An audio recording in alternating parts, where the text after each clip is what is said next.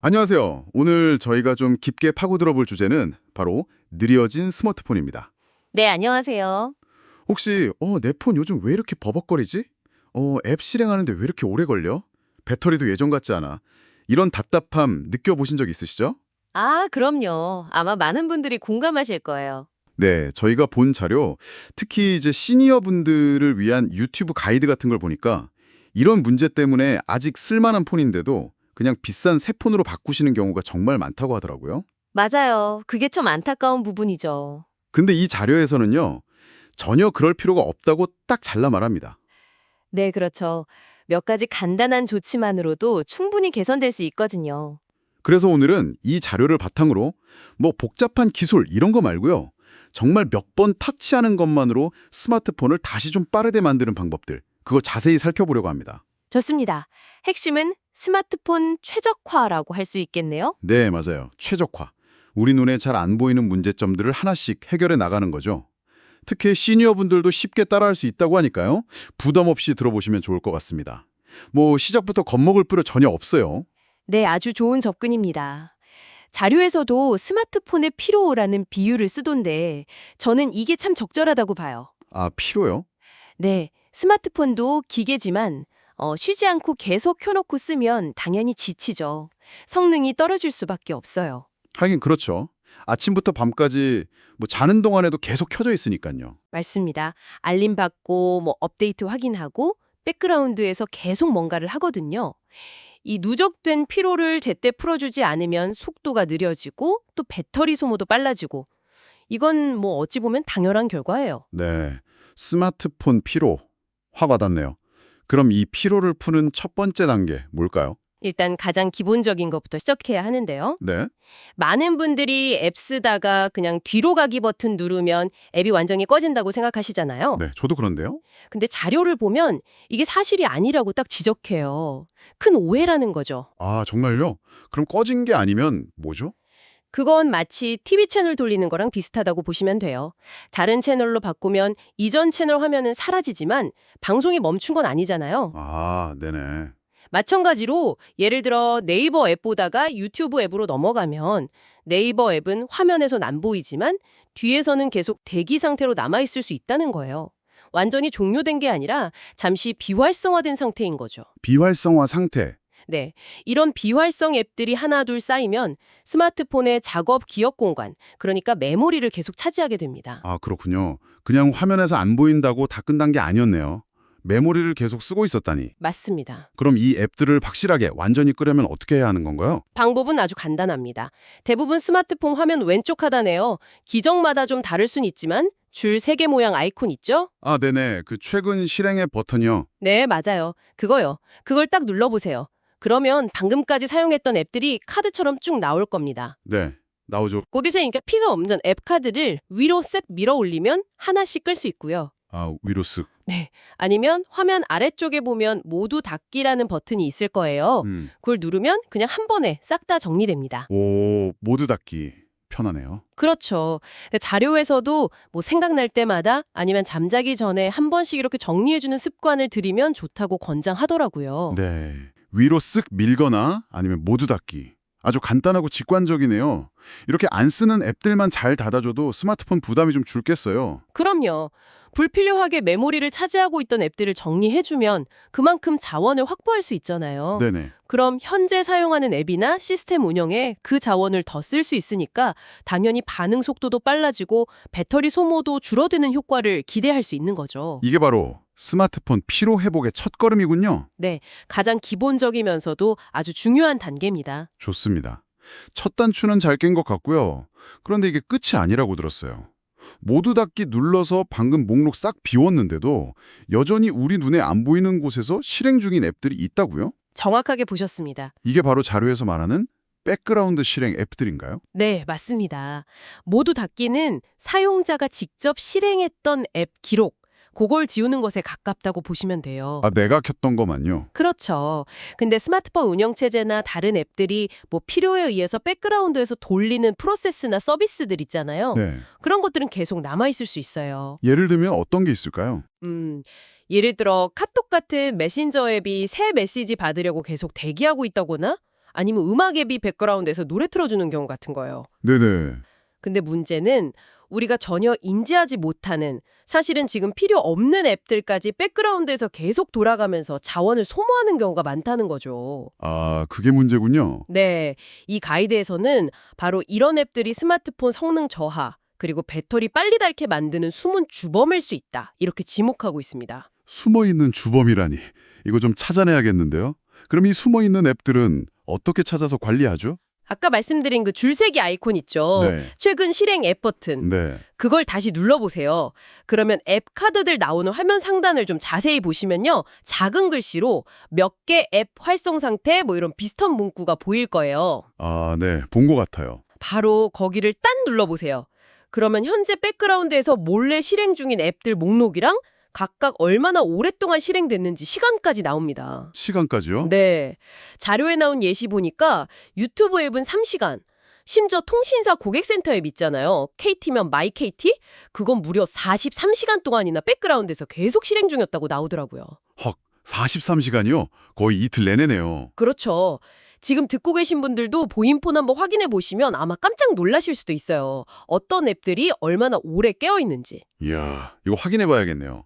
그럼 이 목록에서 아, 이건 필요 없는데 싶은 앱들은 어떻게 하죠? 그 목록 보시면 각 앱 항목 옆에 중지 또는 강제 중지 이런 버튼이 있을 거예요. 네. 그걸 누르면 해당 앱의 백그라운드 활동을 바로 멈출 수 있습니다. 이렇게 안 쓰는데 뒤에서 계속 돌아가는 앱들을 직접 찾아내서 중지시키는 거죠. 아, 중지 버튼이 있군요. 근데 여기서 좀 궁금한 게요. 여기 목록에 있는 앱들 그냥 다 중지시켜도 괜찮을까요? 혹시 뭐 중요한 기능까지 꺼버리는 건 아닐지 약간 걱정되는데요. 아, 그거 아주 중요한 질문이십니다. 그리고 그 걱정은 당연히 하실 수 있어요. 네. 이 가이드에서도 그 점을 분명히 얘기합니다. 모든 백그라운드 앱을 무조건 다 중지하는 건 좋지 않다고요. 그럼 안 되는군요. 네. 예를 들어서 실시간으로 뭐 악성 앱이나 보이스피싱 탐지하는 시티즌 코난 같은 보안 앱들 있잖아요. 네네. 그런 거 깔려 있죠. 또는 뭐 건강관리 앱처럼 계속 데이터를 모아야 하는 앱들. 이런 것들은 백그라운드에서 계속 돌아가야 제 기능을 하거든요. 그렇죠. 그걸 꺼버리면 안 되겠네요. 맞습니다. 이런 앱들은 중지시키면 안 되겠죠? 그래서 어떤 앱을 중지할지는 좀 신중하게 판단해야 해요. 그럼 어떤 걸 중지해야 할까요? 하지만 뭐 당장 안 쓰는 동영상 앱, 게임 앱, 쇼핑 앱, 아니면 아까 말한 통신사 앱 같은 거 있잖아요. 이런 건 중지해도 스마트폰 기본 기능에는 큰 영향을 안 주거든요. 아, 그렇군요. 이런 앱들은 과감하게 중지시켜주는 것이 스마트폰 최적화나 배터리 절약에는 확실히 도움이 된다. 이렇게 자료는 설명하고 있습니다. 알겠습니다. 그러니까 무조건 다 끄는 게 아니라 필요한 건 놔두고 지금 당장 불필요한 것만 골라서 중지 누르는 거네요. 현명한 선택이 필요하군요. 그렇죠. 선택과 집중이 중요합니다. 네. 자, 이제 개별 앱 정리 넘어서 좀 더 종합적인 관리 방법을 알아볼 차례 같아요. 자료에서 디바이스 케어라는 기능을 소개하던데요. 네, 맞습니다. 디바이스 케어. 이게 예전 모델에서는 아마 배터리 및 디바이스 케어 이런 이름이었을 수도 있어요. 아, 이름이 좀 다를 수도 있군요. 네, 이건 스마트폰의 전반적인 건강 상태를 점검하고 또 관리해주는 아주 유용한 기능입니다. 스마트폰 자체에 내장되어 있고요. 이건 어디서 찾죠? 스마트폰 설정 메뉴 들어가시면 되는데요. 설정이요. 네, 설정 들어가서 화면을 아래로 쭉 내리다 보면 디바이스 케어 항목이 보일 거예요. 아, 네?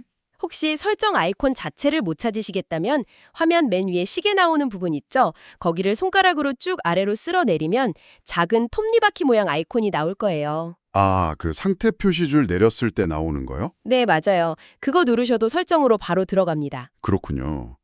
그래서 디바이스 케어에 들어가면 뭘 할 수 있나요? 일단 들어가면요. 현재 스마트폰의 배터리 상태, 저장 공간 얼마나 썼는지, 메모리 램은 어떤지 이런 걸 한눈에 쫙 보여줘요.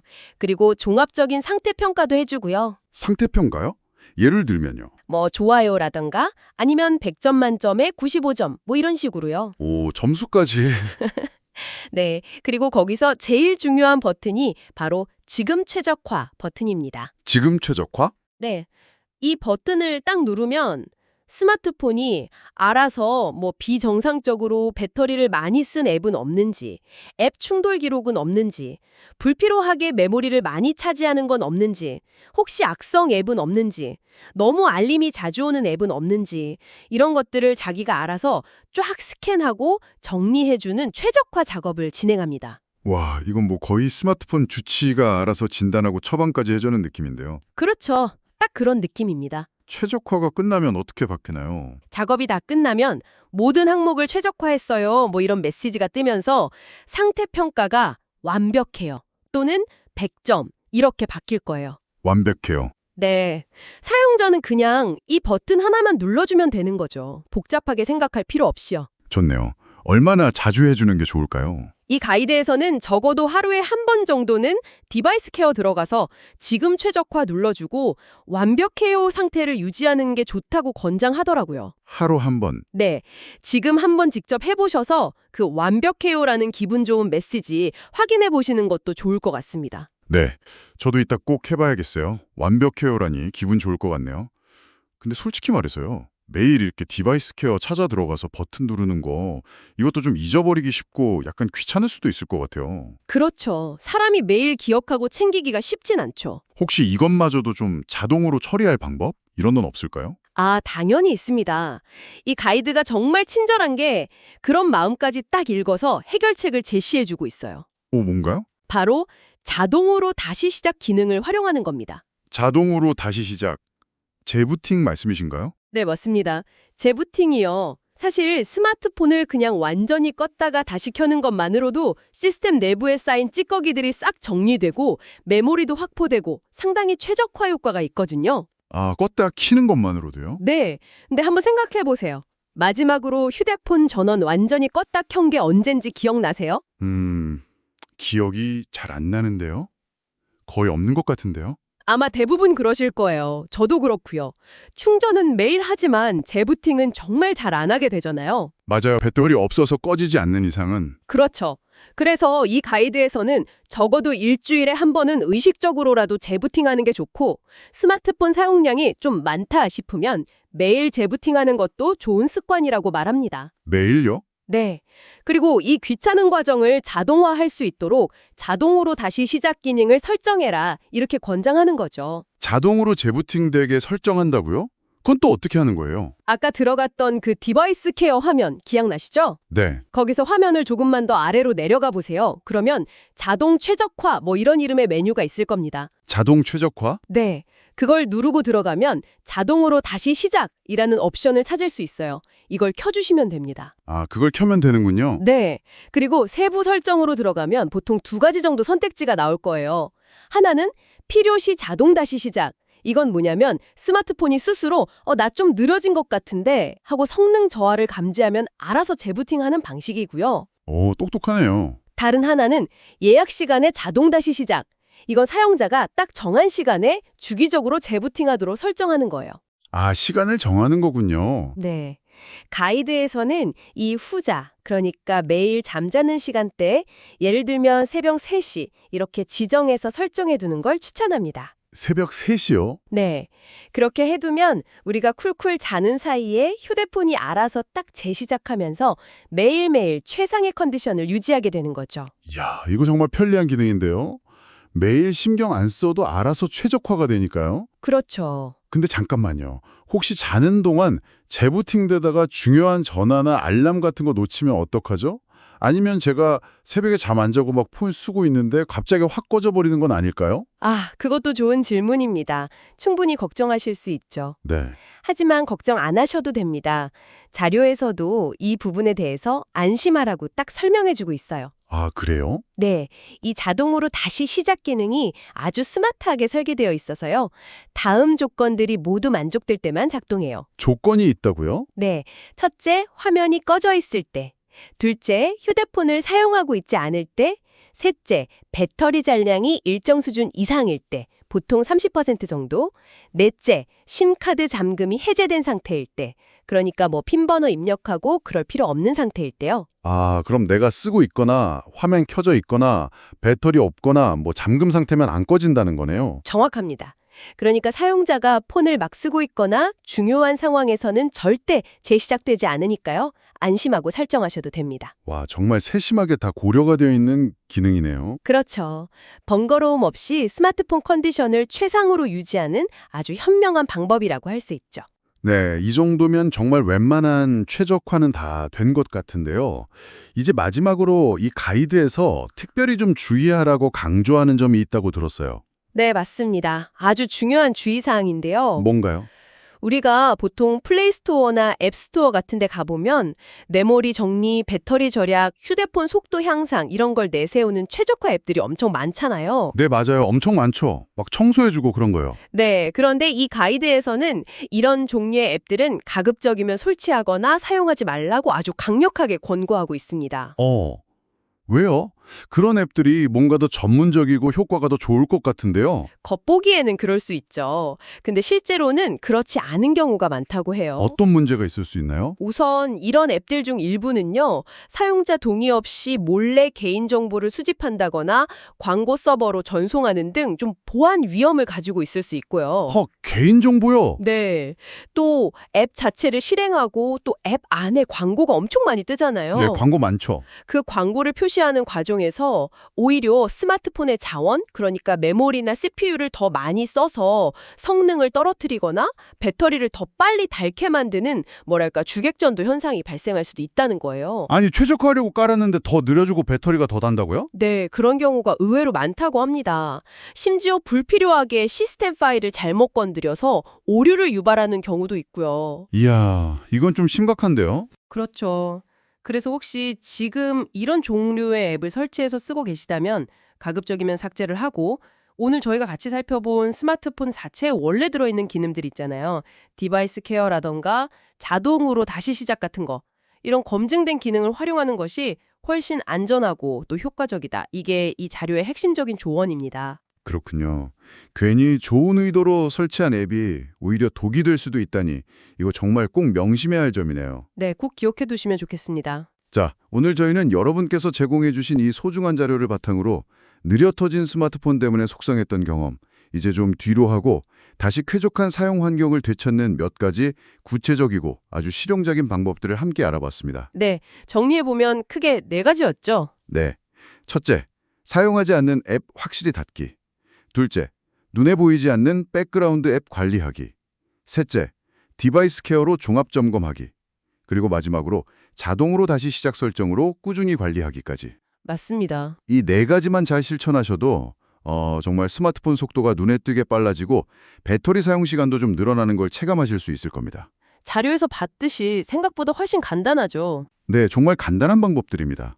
근데 저는 오늘 나눈 이야기들을 단순히 휴대폰 속도 관리법, 여기서만 그치지 않았으면 해요. 아, 어떤 의미일까요? 한 걸음 더 나아가서 나의 디지털 기기 관리 습관 전반을 좀 돌아보는 계기로 삼아보시면 어떨까? 그런 제안을 좀 드리고 싶습니다. 디지털 기기 관리 습관이요? 네, 우리가 뭐 주변 환경 깨끗하게 정돈하고 정리정돈 잘하면 기분도 좋고 효율도 오르잖아요. 그렇죠. 그것처럼 우리가 매일 쓰는 이 디지털 기기 내부를 주기적으로 좀 점검하고 최적화하는 습관 역시 중요하다고 생각해요. 불필요한 디지털 찌꺼기들 덜어내고 시스템 부하 줄여주고 이러면 기기 자체의 수명도 늘어나고 스트레스 없이 더 오랫동안 쾌적하게 쓸 수 있으니까요. 그러네요. 단순히 속도 문제가 아니라 기기 관리 차원에서 봐야겠군요. 네, 오늘 우리가 집중적으로 살펴본 건 스마트폰이지만 혹시 여러분이 쓰시는 태블릿이나 노트북 중에서도 비슷한 점검과 관리가 필요한 친구는 없는지 한번 둘러보시는 것도 꽤 의미 있는 활동이 될 것 같습니다. 네, 디지털 환경 정돈이라는 관점, 아주 신선하고 중요한 지적이신 것 같습니다. 오늘 저희와 함께한 이 시간이 여러분의 스마트폰뿐만 아니라 디지털 라이프 전반을 더 쾌적하고 효율적으로 만드는 데 작은 보탬이 되었기를 진심으로 바랍니다. 네, 오늘 유익한 시간이었습니다. 함께해 주셔서 감사합니다.